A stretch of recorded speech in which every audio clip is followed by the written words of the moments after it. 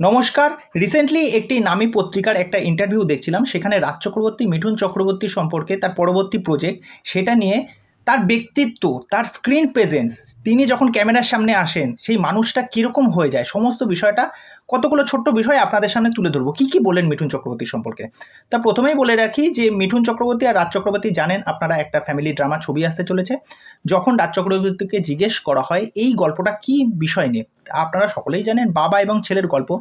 বাবারা চেষ্টা করে তার সন্তানদের একটা ছোটোবেলা থেকে একটা যে পারিবারিক মূল্যবোধ, একটা সন্তান যখন বড় হয়ে যায় তার কী করণীয় বা কর্তব্য আছে সেই জিনিসগুলো তার বাবা মার প্রতি যাতে ঠিকঠাকভাবে করে, তা এই নিয়ে গল্পটা হতে চলেছে। তিনি যখন বলেন, যখন মিঠুন দা যখন যখন তাকে বলা হয়, যখন টেক অ্যাকশন, সেই মানুষটা যেন একদমই আলাদা।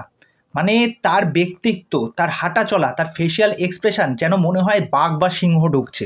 একটা বাঘ বা সিংহের বাচ্চাকে যেমন মেনটেন করা কতটা দুষ্কর, কতটা পরিশ্রমের, সেরকম মিঠুন চক্রবর্তীর প্রেজেন্সটা হচ্ছে সেরকম। 2013 সালে রাজ চক্রবর্তীর যখন প্রলয় আসে, সেই প্রলয়ের জন্য মিঠুন চক্রবর্তীকে অ্যাপ্রোচ করা হয়। কিন্তু সামান্য কিছু অসুবিধার জন্য মিঠুন চক্রবর্তী সেই কাজটা করতে পারেননি। কিন্তু মিঠুন চক্রবর্তীর সাথে কাজ করাটা মানে তার কাছে একটা স্বপ্নের বিষয়। রাজ চক্রবর্তী বলেন তিনি যখন এক একটা শট নিচ্ছেন মিঠুন চক্রবর্তীর কাছ থেকে, যখন বলেন এই ডায়লগটা আপনাকে বলতে হবে, আর তিনি যখন বলছেন মানে চারপাশে যত টিম আছে তারা মন্ত্রমুগ্ধ হয়ে শুনছে তার কথাগুলো, মানে ক্যারেক্টারের মধ্যে এতটাই ঢুকে গেছে, লোকের চারপাশে চোখে জল এসে গেছে, তারা হাততালি দিচ্ছে, তারা রীতিমতো এনজয় করছে। ইভেন তারা যে ওই যে টেক যে নেবে, টেকের পর যে ওটা কাটবে সেটা কাটতেও ভুলে যাচ্ছে। তখন মিঠুন চক্রবর্তী নিজে থেকে বলছে যে কী রে, শটটা কাটবি না? ঋত্বিক চক্রবর্তী পাশাপাশি বলেন যে অন্যান্য অনেক অ্যাক্টারের সাথে কাজ করেছি, কিন্তু মিঠুন চক্রবর্তীর সাথে কাজ করা তার কাছে একটা স্বপ্নের মতো হয়ে দাঁড়িয়েছে। মানে তার সাথে স্ক্রিন শেয়ার করছি, এই জিনিসটা ভাবতেই বা হজম করতেই একটু যেন সময় লাগছে।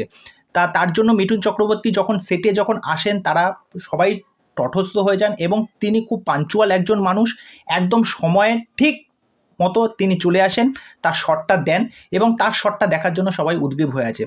এছাড়া রাজ চক্রবর্তী এটাও বলেন প্রিভিয়াস মিঠুন চক্রবর্তী যে কাজগুলো করেছেন, যেসব অ্যাক্টার সাথে বা ডাইরেক্টরের সাথে তিনি তাদের সাথে যোগাযোগ করেছেন, তাদের সাথে কাজগুলো বোঝার চেষ্টা করেছেন, হোমওয়ার্ক করেছেন রীতিমতো করে, তারপরে মিঠুন চক্রবর্তীকে এই কাজের জন্য তিনি বাছাই করেছেন এবং বোঝার চেষ্টা করেছেন যে তিনি কি পছন্দ করেন, কি পছন্দ করেন না, এবং কোনো জায়গায় তিনি নিজেকে যে মেকআপ করা বা কোনো রকমভাবে লুক চেঞ্জ করা এরকম কোনো কিছু করেনি। খুব ন্যাচারালভাবে যেইটুকুনি দেখানোর দরকার ঠিক সেইভাবেই করেছে।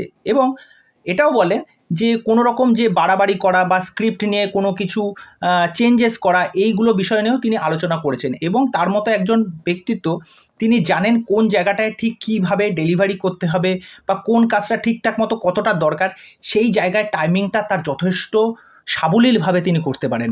আর তার জন্য এই কাজটা নিয়ে প্রচণ্ড এক্সাইটেড, এবং আমি মনে করি রাজ চক্রবর্তীর মানে কেরিয়ার গ্রাফের মধ্যে এই যে কম্বিনেশনটা মিঠুন চক্রবর্তী, রাজ চক্রবর্তী, ঋত্বিক চক্রবর্তীর যে এই যে একটা কম্বিনেশন হতে চলেছে, এটা কিন্তু দর্শককে কিন্তু দারুণ একটা কিছু উপহার দেবে।